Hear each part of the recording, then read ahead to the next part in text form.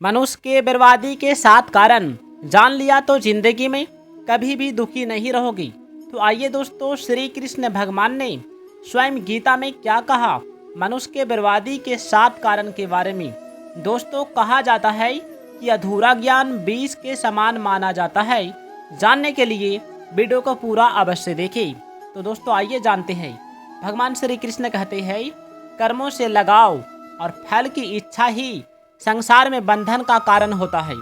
कर्म हो लेकिन लगाव न हो तथा फल की इच्छा न रहने से कर्म फल त्यागी व्यक्ति आसानी से सांसारिक बंधन से मुक्त हो जाता है। भगवान श्री कृष्ण कहते हैं, अपना कुछ नहीं है, अपने लिए कुछ नहीं चाहिए तथा अपने लिए कुछ नहीं करना है। यही कर्म योग का मूल महामंत्र है। जीव आत्मा स्वयं चेतन और अविनाशी है तथा संसार जड़ और विनाशी है। त्याग असीम होता है। संसार के संबंध में तो सीमा होती है, पर संसार के त्याग में कोई सीमा नहीं होती। त्याग करते ही परमात्मा की प्राप्ति हो जाती है। सुखियों से मित्रता, दुखियों से कारण, पुण्यात्मा लोगों से खुशी और पापी लोगों से अपेक्षा का भाव मन को निर्बल बनाता है। दुख पाने वाले की अपेक्षा दुख देने वालों पर दया होनी चाहिए, क्योंकि दुख पाने वाले तो अपने पिछले पापों से छूट रहे हैं, पर दुख देने वाले नए पाप कर रहे हैं। इसलिए दुख देने वाले दया के विशेष पात्र है। भगवान का भक्त सुख दुखों की प्राप्ति में समान रहता है। आइए फिर जानते हैं सबसे बड़ा बर्बादी के कारण क्या है। दोस्तों, व्यक्ति को कभी भी अहंकार नहीं करना चाहिए। जी हाँ, बिल्कुल आपने सही सुना।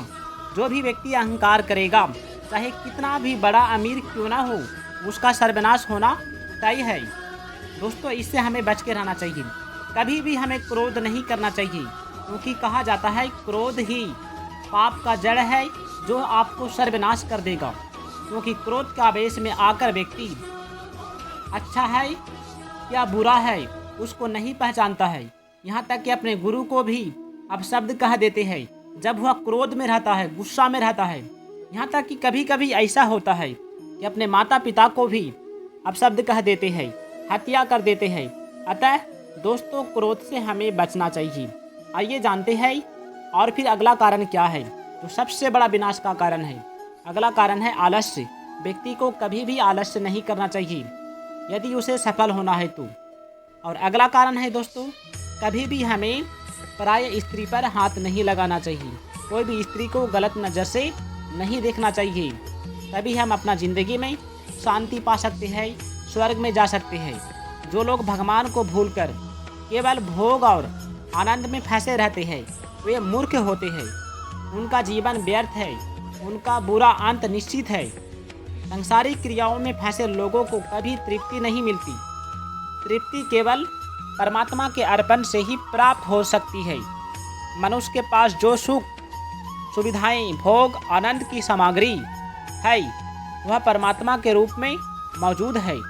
इस विशाल संसार की सेवा के लिए है, लेकिन लोग इसे अपना मानकर भोगते हैं और मालिक की बजाय इनके गुलाम हो जाते हैं। इस सामग्री के होने पाने को वे अपना खाना, पाना या बनाना मानता है।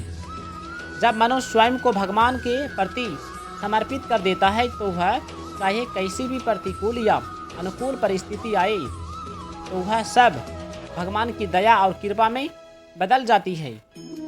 जैसे बच्चे को सुधारने के लिए माँ उसे अनुशासन का पाठ सिखाती है, वैसे ही मनुष्य को सही मार्ग पर चलने के लिए परमात्मा उसी और उसकी समय समय पर परीक्षा लेते हैं। भगवान श्री कृष्ण कहते हैं, सबसे बड़ी बात कहा है, मनुष्य का जन्म उसके अपने कल्याण के लिए ही मिलता है।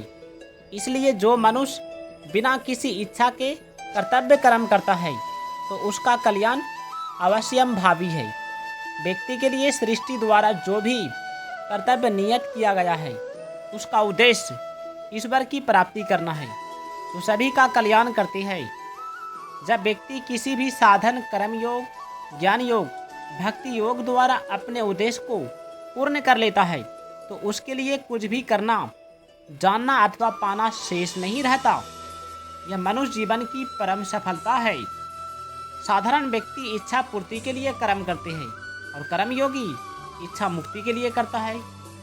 सहज कर्म में यदि कोई दोष दिखाई दे तो भी उसका त्याग नहीं करना चाहिए, क्योंकि सहज कर्म को करता हुआ मनुष्य कभी पाप का भागी नहीं बनता। जो व्यक्ति शरीर, इंद्रियां, मन, बुद्धि, धन, कुटुंब, जमीन आदि पदार्थों को संसार का मानता है, अपना नहीं, वह श्रेष्ठ होता है। जिस व्यक्ति के मन में इच्छा, ममता, आसक्ति, स्वार्थ, पक्षपात आदि दोष नहीं होते, उसके शब्दों का दूसरों पर अनुकूल प्रभाव पड़ता है और लोग वैसा ही आचरण करने लगते हैं। अगर किसी कर्म की बार बार याद आती है तो यही समझना चाहिए कि उस कर्म में कोई त्रुटि हुई है। इच्छा मनुष्य वह करा लेती है जो वह नहीं करना चाहता है, अतः इच्छा पर हमें नियंत्रण करना परम आवश्यक होता है, क्योंकि मनुष्य का एक इच्छा पूरा हो जाने के बाद उसके पास दूसरा इच्छा जागृत हो जाता है। भगवान श्री कृष्ण कहते हैं, अर्जुन से बोला, हे धनंजय, फल की चिंता न करे। जो अपने कर्तव्य का पालन करता है तथा उन कार्यों के फल को प्रभु परमात्मा के श्री चरणों में भेंट कर देता है, उस व्यक्ति को कर्म बंधन में नहीं बांध सकती। अतः हे भरतवंशी अर्जुन, अपने मन के मोह तथा अज्ञान को ज्ञान रूपी तलवार से काटकर कर्मयोग को अपनाऊं। जीत हार की चिंता छोड़कर युद्ध के लिए तैयार खड़े हो जाओ। इस समय युद्ध ही तुम्हारा पुनीत कर्तव्य कर्म है। इस प्रकार भगवान श्री कृष्ण उपदेश देते हुए कहते हैं, जिस व्यक्ति में न तो ज्ञान है और न ही श्रद्धा है, अर्थात जो न तो खुद जानता है और न दूसरों की बात मानता है, वह जीवन में उन्नति से कोसों दूर हो जाता है। भगवान श्री कृष्ण कहते हैं, हमने किसी से लिया है तो किसी को देना भी पड़ेगा।